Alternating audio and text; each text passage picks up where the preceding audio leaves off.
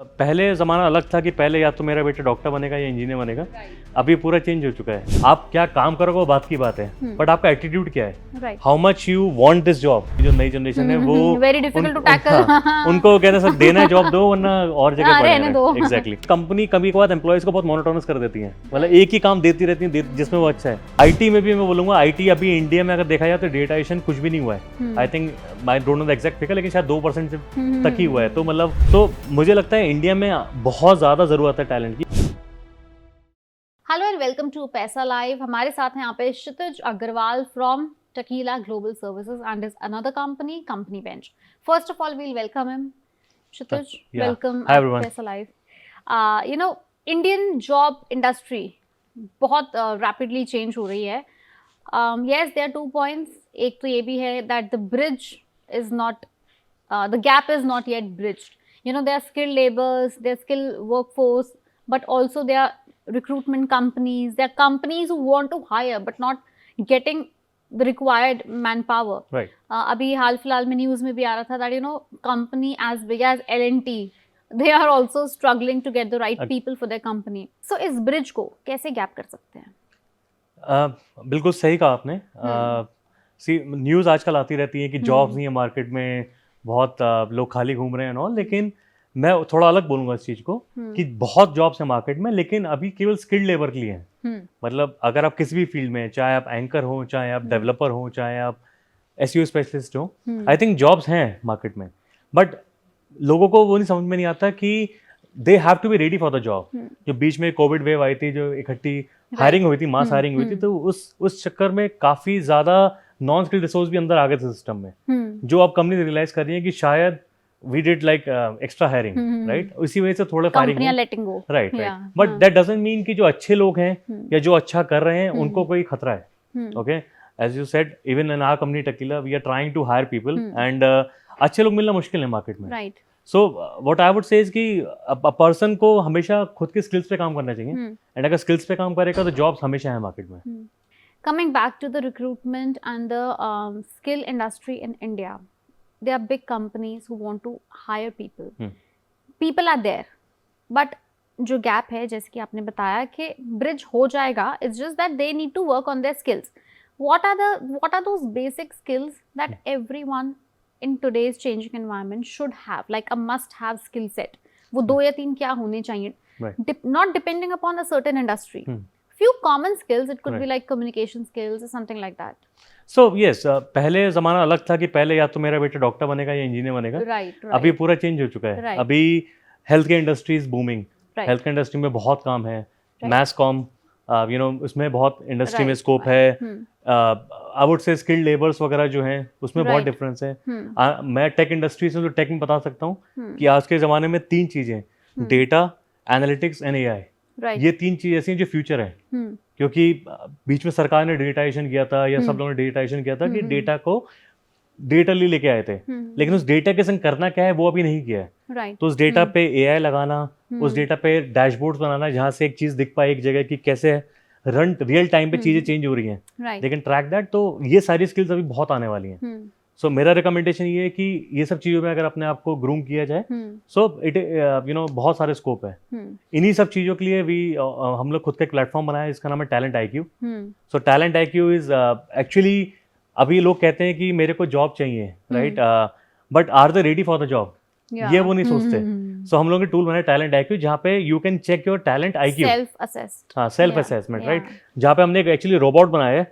Robot आपका exam लेगा, robot आपसे क्वेश्चन पूछेगा एंड वीडियो इंटरव्यू भी रहेगा, जहाँ पे आपको हर चीज क्लियर करेगा कि how is your posture, how you are sitting in the interview, how you are you know, आप कैसे बात कर रहे हो, क्या क्या, everything, you know, and of course आपकी स्किल्स कैसी हैं। सो चाहे वो एक ब्लू कॉलर बंदा हो, चाहे व्हाइट कॉलर हो, सब जने अपने आप को इवैल्यूएट कर सकते हैं, अपने स्ट्रेंथ देखेंगे और वीकनेस देखेंगे। सबसे इंपॉर्टेंट वीकनेस के ऊपर हम लोगों ने कुछ प्रोग्राम्स बना रहे हैं जहाँ पे they can improve that. So the moment एक वो 8.5 या अबव स्कोर उनका आएगा, तो that time we can say कि वो मार्केट रेडी है, राइट। तो उसमें हम काफी काम कर रहे हैं। So when you get so many people like this, एक कॉमन पैटर्न, एक कॉमन बिहेवियर पता चलता होगा कि ठीक है, यू नो 100 लोग आए थे, 100 में से 30 people have this common problem that needs to be address. तो वो कॉमन प्रॉब्लम क्या होती है?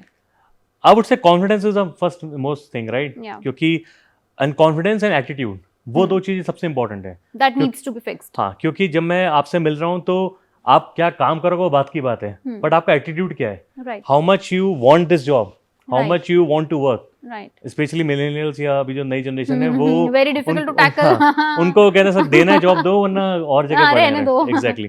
तो Yeah. वो attitude I think long term अच्छा नहीं चलता है। Right. You know I think अगर आपको दिख रहा है कि एक बंदा तो आएगा 3 महीने में निकल जाएगा, सो एज अ एंटरप्रेन्योर मैं कभी हायर नहीं करूंगा उसको, राइट? सो आई वुड से एटीट्यूड इज मोर इम्पोर्टेंट। अगर बंदे का एटीट्यूड ठीक है और कॉन्फिडेंस अच्छा है और एक भूख है, मतलब एक काम करना है उसको, एट दैट टाइम वो बंदा लॉन्ग टर्म जाएगा।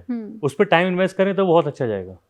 अगर हम अपनी कंट्री की बात करें, इतने सारे सेक्टर्स हैं जो बूम पे आ रहे हैं, इतने सारे सेक्टर्स हैं जो ऑलरेडी आई थिंक अपने माइलस्टोन अचीव कर चुके हैं। इंडिया में ऐसा कौन सा सेक्टर है जहाँ पे आपको लगता है कि अभी भी काफ़ी मैन पावर वर्कफोर्स जा सकती है, उसकी ग्रास्पिंग एबिलिटी बहुत ज़्यादा है, अब्जॉर्बिंग पावर? सो मैन्युफैक्चरिंग इंडिया हब बन रहा है। Right. पूरा चाइना के बाद I think India is going to be, and India will soon beat China. Exactly, This is what they are exactly. saying. So जो भी चाइना की चीजें हैं, मैन्युफैक्चरिंग हो गया, सॉफ्ट ये सेमीकंडक्टर्स हो गया, right. जितनी भी चीजें मैन्युफैक्चरिंग करना होती है, ऑटोमोबाइल है, इसमें सेक्टर में बहुत स्कोप है। एंड यहाँ पे स्किल्ड लेबर चाहिए, लेबर्स नहीं, स्किल्ड लेबर्स, यू नो, वहाँ पे बहुत बड़ा स्कोप है। हेल्थ केयर इंडस्ट्री अभी भी मुझे लगता है कि बहुत चेंजेस आने हैं इसमें।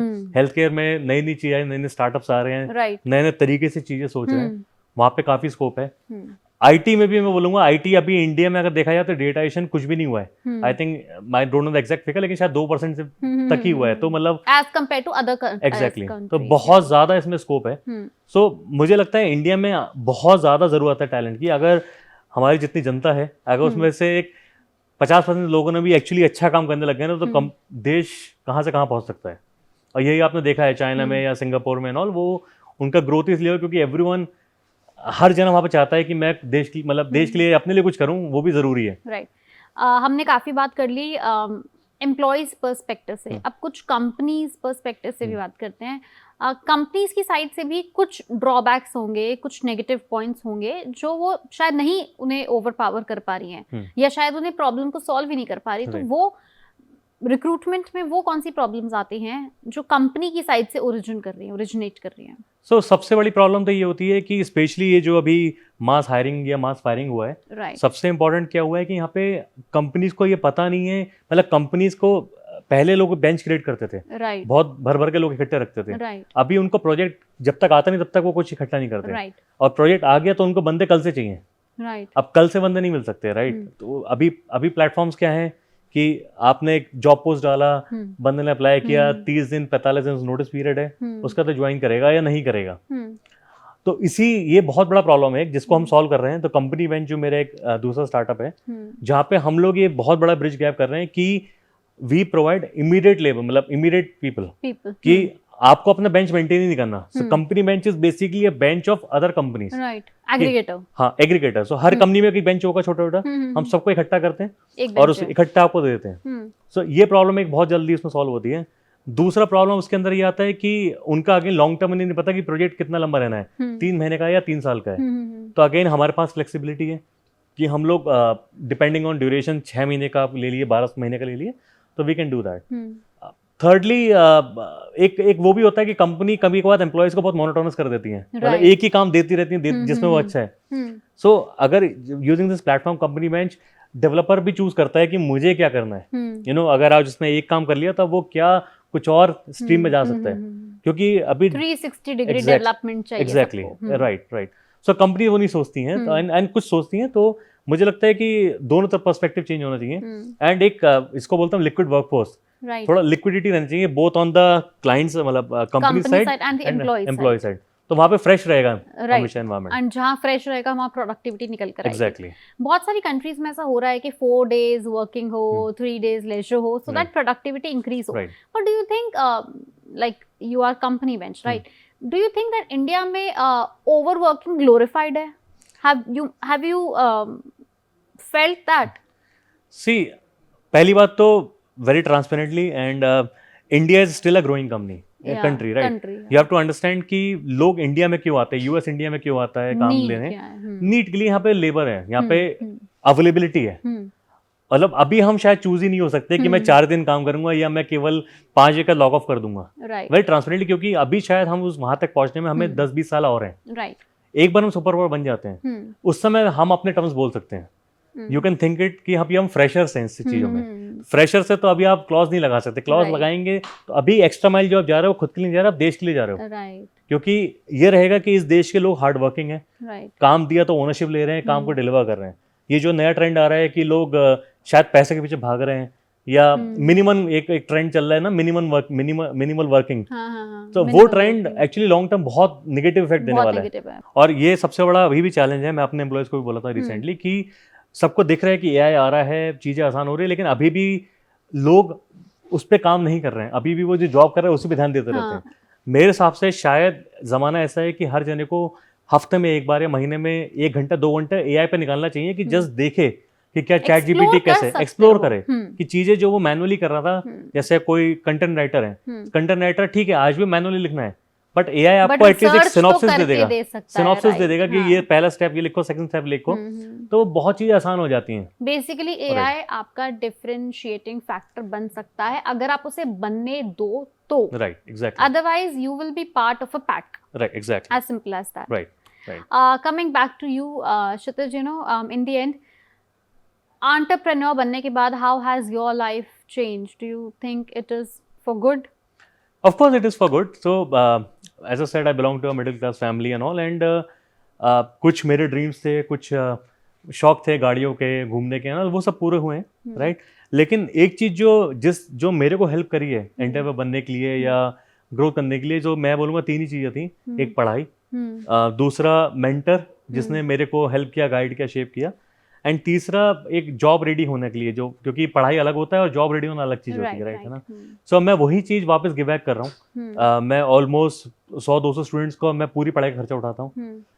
मैं बहुत से लोगों को मेंटरशिप करता हूँ कि क्या करना है, नया स्टेज, नई चीज क्या करना है, सब कुछ बताता हूँ उनको।